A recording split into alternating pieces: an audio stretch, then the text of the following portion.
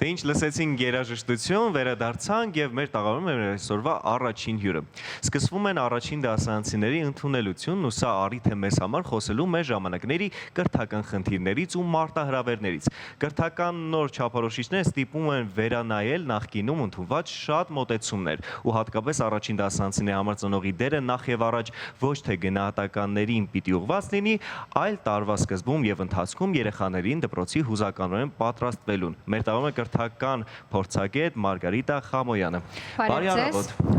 Բարի շնորհակալ ենք, որ հետընտրական առավոտը որոշել եք սկսել հենց մեզ հետ եւ բացման խոսքում նշեցինք, որ երեխաների հուզական պատրաստվելուն պետք է ժամանակ տրամադրել, այ մի քիչ փորձենք փակագծերը բացել, թե ինչ ասել է երեխայի հուզական պատրաստվածությունը հենց առաջին դասարան գնալուն։ Շնորհակալություն շատ հրավերի համար։ Այո, շատ կարևոր կետ է հուզական պատրաստվածությունը։ Հուզական պատրաստվածություն ասելով առաջին հերթին շատ կարևոր կլինի ծնողների համար տեսնել երեխան որքանով է կարողանում նոր միջավայրում առանց ծնողների հարմարվել, որքանով է կարողանում ինքնուրույն իր հասակակիցների հետ հարաբերություններ ձևավորել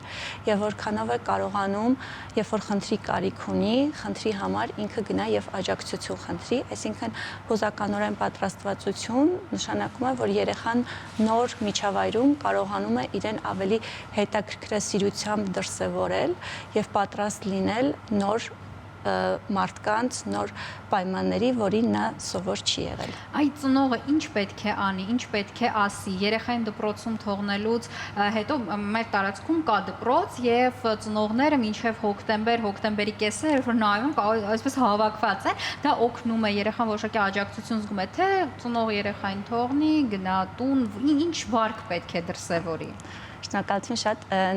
այսինքն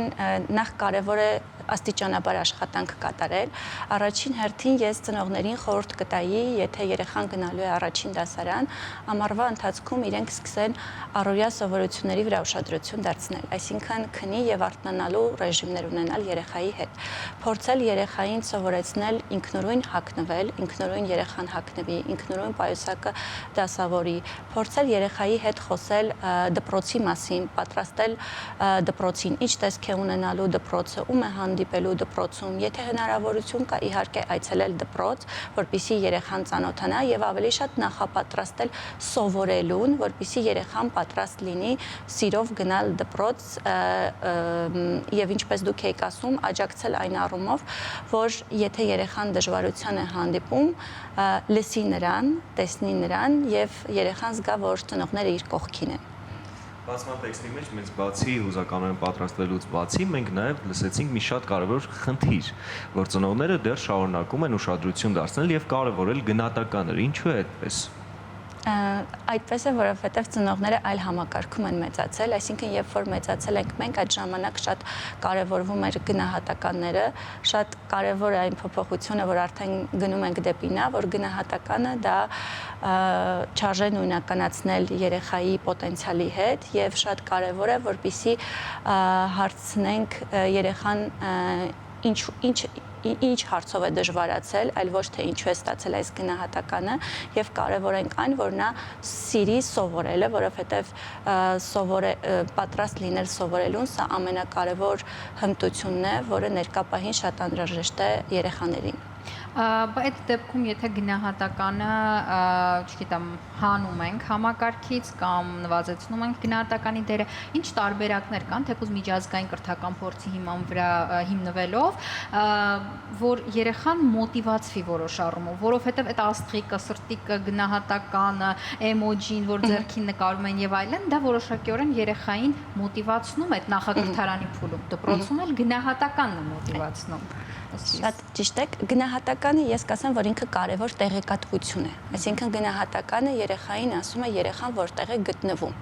բայց կարևոր է հասկանալ, որ գնահատականը չի սահմանում երեխան կարող է ինչ-որ մի բան ավելի լավ անել, թե չի կարող ինչ-որ մի բան անել, այսինքն ներկա պահին դպրոցում ավելի ձևավորող գնահատում է տիրում, որի ընթացքում երեխաներին փորձում են ասել ինքը ինչն է լավ անում, ինչը դեռ կարիք ունի զարգացնելու, ինչն էլ մոտիվացիայի աղբյուր կարող է հանդիսանալ, որպեսզի երեխան հասկանա, որ ես դեռ գտնվում եմ այստեղ, որպեսզի գտնվեմ այստեղ, ես կարիք ունեմ զարգացնելու այս հմտությունները։ Այսինքն մոտիվացիայի համար ուսուցիչները կարիք ունեն հետադարձ կապ կամ մեկնաբանություններ տալու, որպեսզի երեխան հասկանա ինքը որտեղ է գտնվում։ Այսինքն այստեղ մեծահասակների, ինչպես ցանկացած հարցում, մեծահասակների դերն է կարևոր, խոսքի տեսանկյունից եմ ասում, թե ոնց երեխային կտրամադրեն գնահատականի հանդեպ, այլ ոչ թե վերցնենք եւ ամբողջությամբ հանենք գնահատման համակարգը։ Գնահատման համակարգը ներկապահին տիրում է դպրոցում, սակայն ամբողջ տարվա ընթացքում հենց ձևավորող գնահատումն է լինում, ինչի արդյունքում ուսուցիչները փորձում են ասել ինչն է երեխան լավ արել, այսինքն այդ աշխատանքը ինչով է լավը եւ ինչը կարիք ունի բարելավման։ Եթե մինչ այդ դրվում էր գնահատական օրինակ 6-ը, ինչը նշանակում է վատ, ներկապահին ասվում է ինչը կարիք ունի բարելավման։ Հա, տեսանկյունն է փոխվել։ Այո, տեսանկյունն է փոխվել։ Հա, հրաշալի։ Ուղղակի ինձ թվում է, որ օրագրի մշակույթը դուրս է եկել, սա հա որոշակիորեն ազդում է։ Հասկացա։ Բայց եթե օրագրի մասին խոսենք,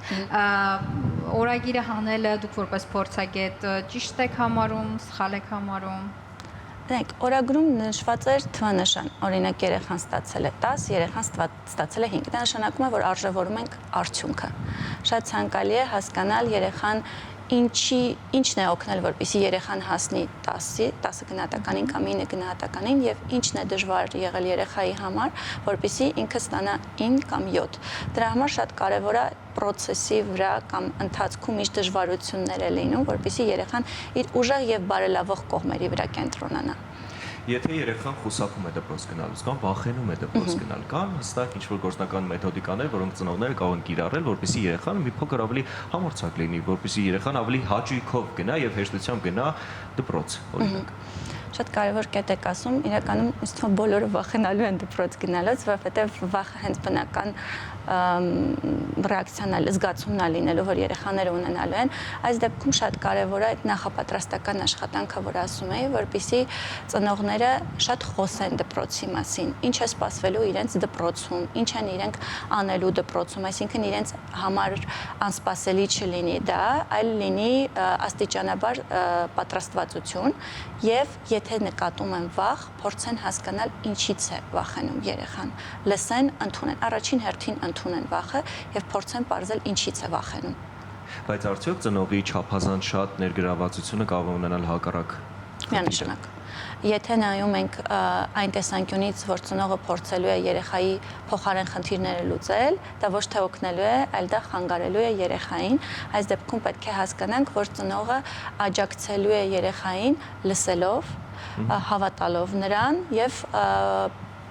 փորձելով հասկանալ իրականում ինչից է երեխան անհանգստանում կամ վախենում, այլ ոչ թե իր փոխարեն դա անելով, ինչը շատ հաճախ ծնողները փորձում են խնդիրը այդպես լուծել։ Ծնողների շատ կամ քիչ ներգրավվածության հետ կապված էլի սկզբի հարցում ես նշեցի, որ ծնողները գալիս են դպրոցի բակում սպասում են մինչև անգամ 3-րդ դասարան։ Սա երեխային հասկացանք, ինչ որ առումով գուցե եւ աջակցություն լինի, բայց այդ աջակցությունը գուցե որոշակի բարդություններ հետագայում ձևավորի։ Դրա համար պետք է հասկանալ, օրինակ եթե երեխան հենց առաջին օրն է մուտք գործում եւ օրինակ ես գիտեմ, որ իմ երեխան առանց ինձ շատ դժվարությամբ է կարողանում նոր միջավայրում լինել, կարող է ես կարիք ունեմ դպրոցում լինելու։ Եթե ես գիտեմ, որ երեխան առանց ինձ նոր միջավայրում իրեն հարմար է զգում, կարիք չկա, որ ես այդտեղ լինեմ։ Բայց այն դեպքում, երբ որ իմ երեխան կարիքը ունի, ես պետք է հասկանամ, որ աստիճանաբար դա պետք է նվազեցնեմ։ Օրինակ ես կարող եմ սկզբի հատվածում օրինակ մի շաբաթ վերցնենք, որ ես ամբողջ օրը լինեմ, հետո քիչ-քիչ փորձեմ նրան նախապատրաստել, որպեսզի դա ավելի նվազի, ոչ թե շարունակաբար լինի։ Եթե շարունակաբար լինի, ես չեմ աջակցում այս դեպքում, ես նրան խանգարում եմ կամ ինքնուրույնությունից զրկում եմ, այո։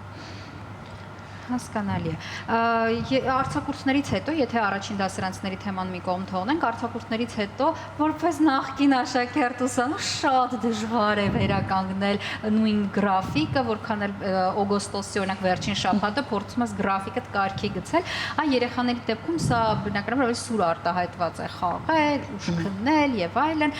առհասարակ ինչպես հոգեպես հուզականորեն պատրաստվել արձակուրդից հետո վերադառնալ կրթական գործընթաց, գուցե ճամբարի տալ երեխային, գուցե ամառային դպրոց։ Կարող են դրանք օգնել, կարող են չօգնել, ոնց որ նայած երեխա, այս դեպքում երեխայից պետք է հասկանալ, բայց եթե էլի նախապատրաստվածությանը լինի, պետք է հասկանալ, որ օրինակ եթե օգոստոսն է, օգոստոսի 20-ից արդեն քիչ-քիչ պետք է նախապատրաստվել դպրոցին, հասկանալ ինչը սկզբից երեխային կողքեվորի, որ ինքը ավելի սիրով պատրաստակամորեն դպրոց գնալ։ Կարող է լինել գրենական իրերի վրա ուշադրություն դարձնել, հասկանալ,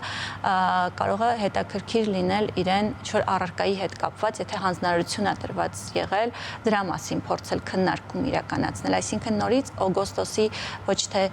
28-ից պատրաստել դրան, այլ ըստ երեխայի կարիքի կարող է օգոստոսի 20-ից կամ 15-ից սկսել աստիճանաբար նախապատրաստել, որպեսզի երեխան պատրաստված մուտք գործի սեպտեմբերի 1-ով դպրոց։ Հրաշալի, եթե խոսենք սխալներից, մի փոքր խոսենք ծնողների են սխալներից, երեխաներին պատրաստելու փուլում, որոնք են կարևորագույն սխալները, որոնք ծնողները գործում են եւ դա գուցե ինչ-որ բանի հետագայում դառնում է ճակատագրորեն կամ երեխայի ինքնուրույնության վրա է ազդում նույն Զարայի նշած։